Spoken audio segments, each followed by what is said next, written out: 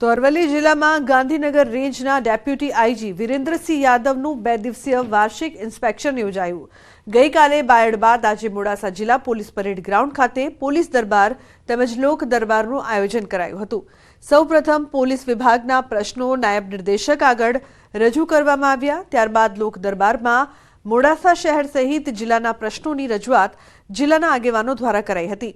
મોડાસા શહેરમાં 4 રસ્તા અને મેઘરજ પેલેટ ચોકડી વિસ્તારમાં ટ્રાફિક સમસ્યા માથાનો દુખાવો બની છે। ટીઆરબી જવાન માત્ર ફરજ ન બજાવતા સ્થાનિક પોલીસ સ્ટેશનના સ્ટાફને પીક અવર્સમાં ટ્રાફિકના નિવારવા માટે નાયબ પોલીસ મહાનિર્દેશક દ્વારા આદેશ કરવામાં આવ્યા હતા। અસામાજિક તત્વોના આતંકને નાબૂદ કરવા પોલીસને ખુલ્લી છૂટ પણ આપવામાં આવી છે।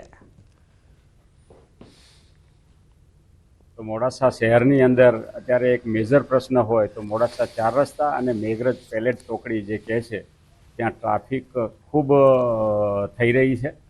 એ બાબતમાં સાહેબનું ધ્યાન દોર્યું। બીજું ધ્યાન એમ કે જ્યાં આપણો એક તોફાનોનો પોઈન્ટ કહેવાય, એપિક પોઈન્ટ કહેવાય, એસટી સ્ટેશન કે જ્યાં લીઓવાળા મિત્રોએ પોલીસ ચોકી બનાવી હતી, અત્યારે નવું એસટી સ્ટેશન થવાથી ચોકી હટી ગઈ છે। તો એ ચોકી પણ ફરીથી ત્યાં પ્રસ્થાપિત થાય એવું આઈજી સાહેબને કહ્યું છે। જે રેન્જ કક્ષાનું જે વાર્ષિક ઇન્સ્પેક્શન થાય છે જિલ્લાનું, આ સંદર્ભે અરવલ્લી જિલ્લાનું પણ ઇન્સ્પેક્શન ચાલી રહ્યું છે અને આ ઇન્સ્પેક્શનના ભાગરૂપે જ આજે એક લોક દરબારનું પણ આયોજન કરવામાં આવેલ છે। લોક દરબારમાં મુખ્યત્વે ટ્રાફિક જે મોડાસા ટાઉનમાં, મોડાસા શહેરમાં અમુક જંકશન ઉપર ટ્રાફિકની જે સમસ્યા છે એની બાબત માટે રજૂઆત થઈ।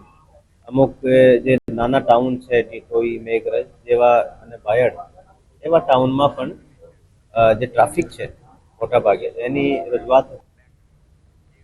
તો સુરતમાં એક એવી ઘટના સામે આવી જેમાં એક પાવર ડોગ ખરા અર્થમાં પાવરફુલ સાબિત થયો। સુરત ગ્રામ્ય ગુના શોધક શ્વાન દળને એક ગંભીર ગુનામાં તપાસ માટે બોલાવવામાં આવ્યું હતું। 8 ઓક્ટોબરની રાત્રિએ મોટા બોરસરા નજીક 17 વર્ષની તરુણી ઉપર સામૂહિક દુષ્કર્મની ઘટના બની હતી। દુષ્કર્મની ઘટનાને અંજામ આપી નરાધમો ફરાર થઈ ગયા અને પોલીસ પાસે આરોપીઓને પકડવા માટે કોઈ કડી ન હતી। ત્યારે આરોપીઓને પકડવા માટે પોલીસે ડોગ સ્ક્વોડની લીધી હતી મદદ।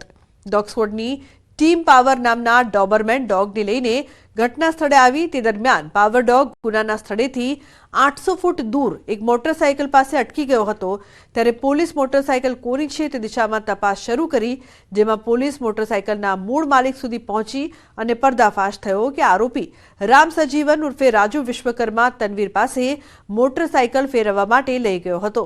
પોલીસને આરોપીના નામ અને મોબાઈલ નંબર મળી આવતા પોલીસે ગણતરીના કલાકોમાં જ તમામ 3 નરાધમોની ધરપકડ કરી લીધી છે।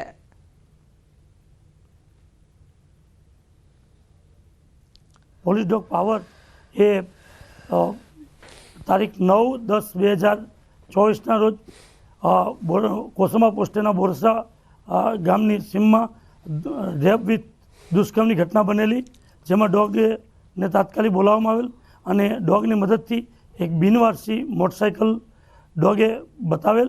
એના આધારે મોટરસાઇકલના આધારે ગુનેગારો આઈડેન્ટિફાઈ થયેલ। પાવર નામનો ડોગ હતો, એણે જે બાઇકની મદદથી 3 અપરાધીઓ આ ગુનાને અંજામ આપેલું હતું એ બાઇક સુધી પહોંચેલ હતા, જેના આધારે સુરત ગ્રામ્ય પોલીસે રાતોરાત આ ગુનાને ડિટેક્ટ કરી અને બીજા દિવસે 2 આરોપીને અને ત્રીજા દિવસે તમામ આરોપીઓને પકડી લેવામાં મદદરૂપ થયા હતા। કિમ પોલીસ સ્ટેશન ખાતે રેલવે ટ્રેક પર જે ફિશ પ્લેટ કાઢી નાખવામાં આવેલ હતી એમાં પણ આ જ ડોગ પાવર અને બીજા ડોગ લિયો અને બંને હેન્ડલરને પણ જે ટ્રેક પર એમની કામગીરી હતી એને બિરદાવવા માટે અહીંથી 2500 રોકડ અને એમને પણ ગુડ સર્વિસ ટિકિટ્સ આપવામાં આવેલા છે। તો અમદાવાદના વિદ્યાર્થીએ થાઇલેન્ડમાં ભારતનો ડંકો વગાડ્યો। જી હા, થાઇલેન્ડમાં એશિયન સ્કૂલ ચેસ ચેમ્પિયનશિપમાં ધોરણ 10ના વિદ્યાર્થી વીરભદ્રસિંહ ગઢવીએ બ્રોન્ઝ મેડલ જીત્યો। અમદાવાદની કોસ્મોસ ઇન્ટરનેશનલ સ્કૂલમાં ભણવા વીરભદ્રસિંહ સાથે ન્યૂઝ 18 ગુજરાતીએ ખાસ વાતચીત કરી। વીરભદ્રસિંહ થાઇલેન્ડ બેંકોકમાં યોજાયેલી ચેસ ચેમ્પિયનશિપમાં અંડર 17ની કેટેગરીમાં ચેસ રમ્યો, જેમાં વીરભદ્રએ ચાઇનીઝ પ્લેયરને હરાવીને બ્રોન્ઝ મેડલ જીત્યો હતો। આ જીતથી તેના પરિવારમાં ખુશી છવાઈ છે। મહત્વનું છે કે 7 વર્ષની ઉંમરથી આ વીરભદ્રસિંહ ચેસ રમે છે। એક તરફ વર્લ્ડ ચેસ ચેમ્પિયનશિપમાં ભારતના ડી કુકેશે સમગ્ર વિશ્વમાં ભારતનો ડંકો વગાડ્યો છે અને બીજી તરફ અમદાવાદનો એક વિદ્યાર્થી યુવા ખેલાડી કે જેણે એશિયન સ્કૂલ ચેસ ચેમ્પિયનશિપમાં ભારતનું અને ગુજરાતનું નામ રોશન કર્યું છે, વીરભદ્રસિંહ ગઢવી આપણી સાથે છે. શું કહેશો, કઈ રીતની આખી જે ચેસ ચેમ્પિયનશિપ જે તમારી રહી અને ક્યાં યોજાઈ હતી અને કેટલા પાર્ટિસિપન્ટ્સ એમાં જોડાયા? તો અમારી આ ચેસ ચેમ્પિયનશિપ થાઈલેન્ડ બેંકોકમાં યોજાઈ હતી અને ઓવરઓલ એમાં કેટેગરીઝ હતી અંડર 7થી લઈને અંડર 17 સુધી. કેટેગરીઓ બધી મલાઈએ તો 500થી 700 જેવા પ્લેયર્સ હશે. અમારી કેટેગરીમાં 40 પ્લેયર હતા અંડર 17 ઓપનમાં અને બહુ જ સરસ ટુર્નામેન્ટ રહી. ત્યાં થોડુંક ખાવાની પ્રોબ્લેમ હતી, બાકી સરસ ટુર્નામેન્ટ રહી. ઓકે, ફાઇનલ જ્યારે યોજાઈ અને શું એનું પરિણામ શું આવ્યું, શું કહેશો?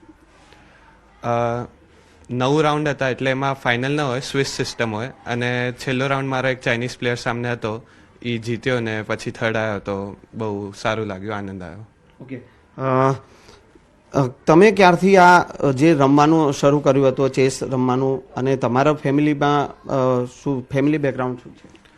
તો મારા પપ્પાએ મને ચેસ શીખવાડ્યું અને પછી સોપાન ભગત સર કરીને છે, એમના પાસે હું ઓર આગળ ગાઈડન્સ લેવા ગયો તો એમણે મને ટુર્નામેન્ટ્સનું બતાડ્યું ને પછી ત્યાંથી હું સ્ટેટમાં એકવાર થર્ડ આવ્યો.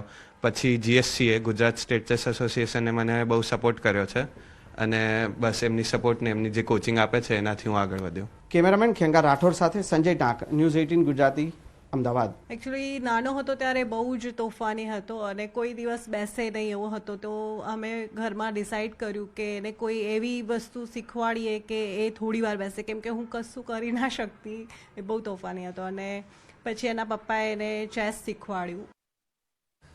તો શિયાળાની ફૂલ ગુલાબી ઠંડીમાં કચ્છના વાગડના રણકાંઠાના યાયાવર પક્ષીઓનો જમાવડો. દેશ વિદેશના પક્ષીઓ મોટી સંખ્યામાં શિયાળો ગાળવા આવી પહોંચ્યા છે. વાગડના રણકાંઠાના ખડીરના ધોળાવીરા, અમરાપર, લોધરાણી, કુડા સહિતના વિસ્તારોમાં પક્ષીઓનો જમાવડો થતાં વાતાવરણ કલરવથી ગુંજી ઉઠ્યું છે. સ્થાનિકોએ જણાવ્યું કે આ વિસ્તારમાં શિયાળામાં ફ્લેમિંગો, પેલિકન, પેણ, કુંજ સહિતના વિદેશી યાયાવર પક્ષીઓ દર વર્ષે આવી પહોંચે છે.